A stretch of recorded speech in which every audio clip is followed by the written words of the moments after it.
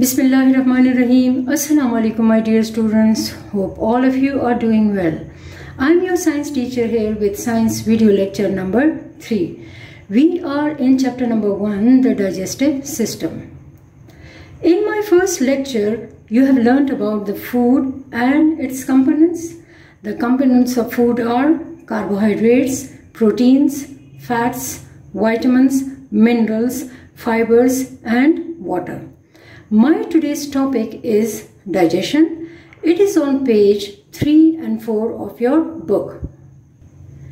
Dear students, you already know that the food supplies energy and all the chemicals needed for growth and to keep the body working properly.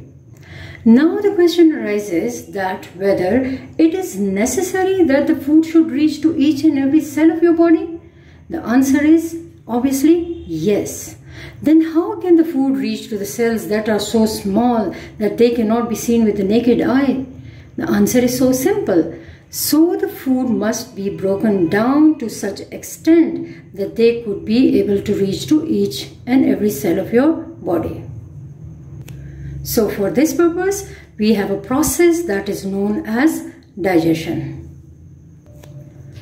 Digestion. It is the process of breakdown of large molecules in the food into smaller molecules which can be absorbed into the blood and reach to each and every cell of the body. What happens in the digestion? The large molecules in the food, they are broken down into smaller molecules. And when they are converted into smaller molecules, they will be absorbed into the blood and then they will reach to each and every cell of your body. Now the question arises, what are the larger molecules in the food? The large molecules in the food are carbohydrates, proteins, and fats. What are the large molecules in the food? Carbohydrates, proteins, and fats. They are going to be broken down during digestion into smaller molecules. Like carbohydrates are going to be broken down into simple sugar like maltose, fructose, sucrose, etc. Proteins are going to be broken down into amino acid, and fats are going to be broken down into fatty acid and glycerol. Simple sugar, amino acid, fatty acid, glycerol, they are smaller molecules, and then after digestion they are going to be absorbed into the blood. Dear students, you should note down that vitamins, minerals and water, they do not need to be digested as they are already in simple form, while fibers, they do not digest at all. Digestion is of two types: chemical digestion, mechanical digestion. Chemical digestion is brought about by the action of chemicals known as enzymes. Enzymes are secretion which speed up the process of digestion. Mechanical digestion is the physical breakdown of food, like chewing by means of the teeth or by churning by means of the muscles or the muscular walls of the stomach, etc. These include in the mechanical digestion.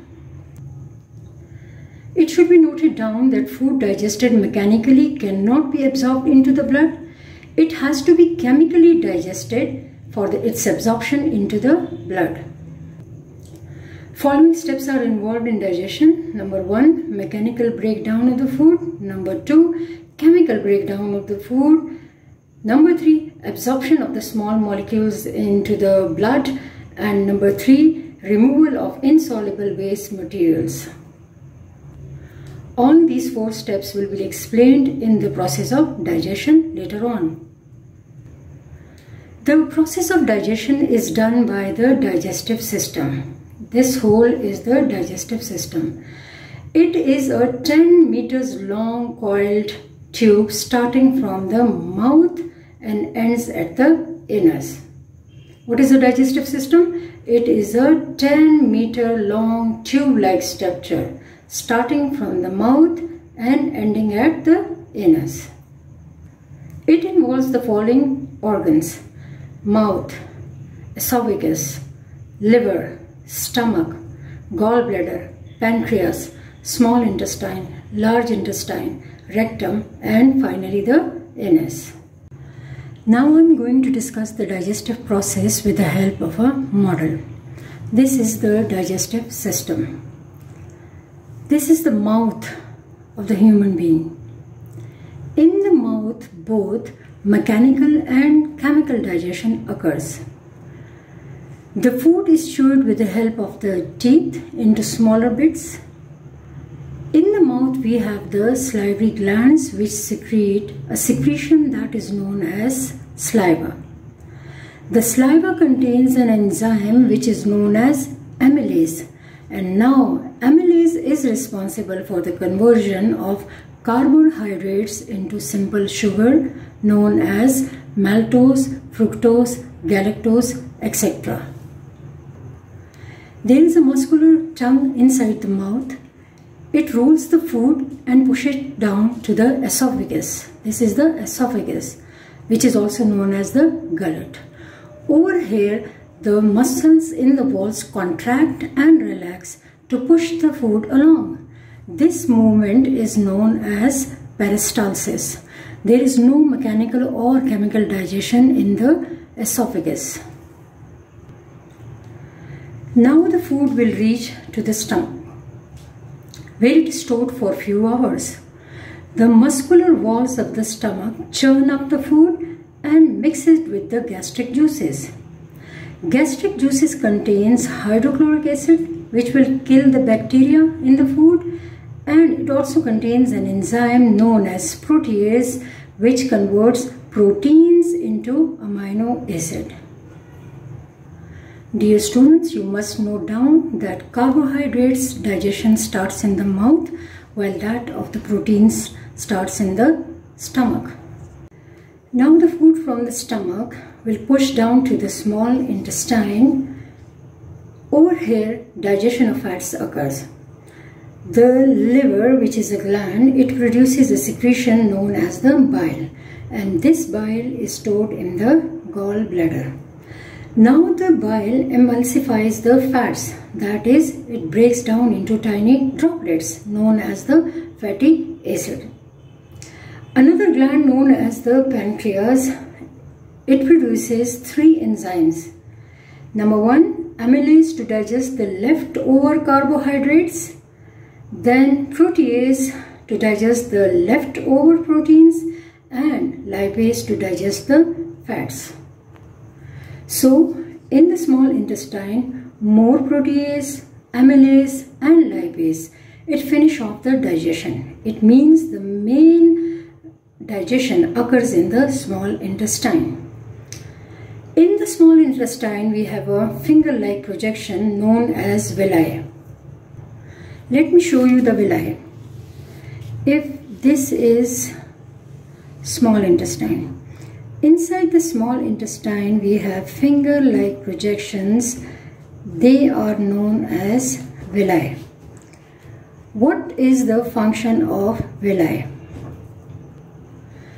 The function of the villi in the small intestine are suited to the task of absorbing food because they give small intestine a large surface area where absorption can take place. I mean the absorption of the digested food. Also, they have thin layer of cells on the outside. They are well supplied with the blood capillaries.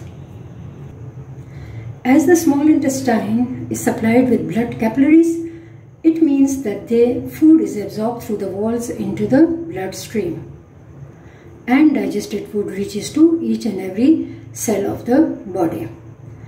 The leftover part of the food now goes to the large intestine. In the large intestine, water is absorbed from the waste, leaving behind semi-solid feces. Now the feces, they are stored in the rectum. Muscles in the wall control when the feces are released. This whole process takes about 24 to 36 hours.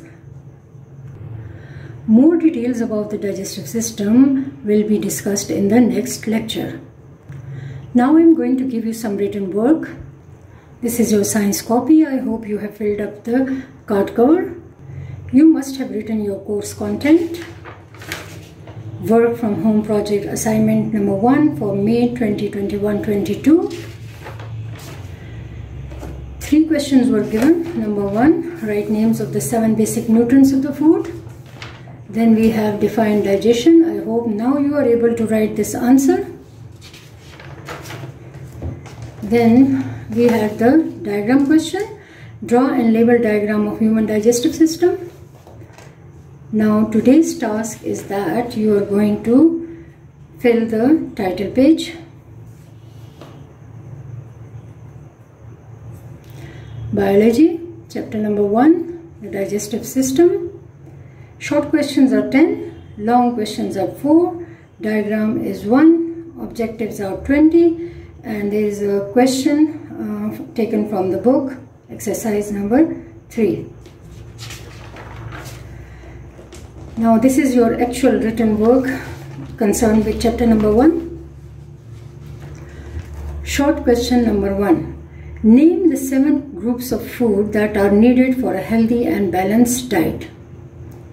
Answer.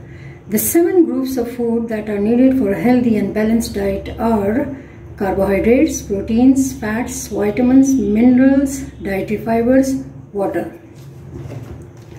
Short question number 2 is, what 2 jobs are done by the saliva?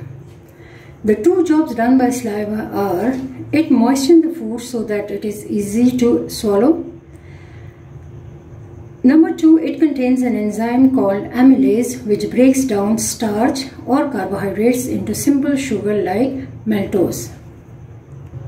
In the work, be careful about writing the date, double margin line, heading, main heading with a black marker, subheading with blue marker, in 2 lines such that the first letter is in 2 lines and rest of them are capital but in 1 line, underlining of the headings, underlining of the question, some main highlighted words.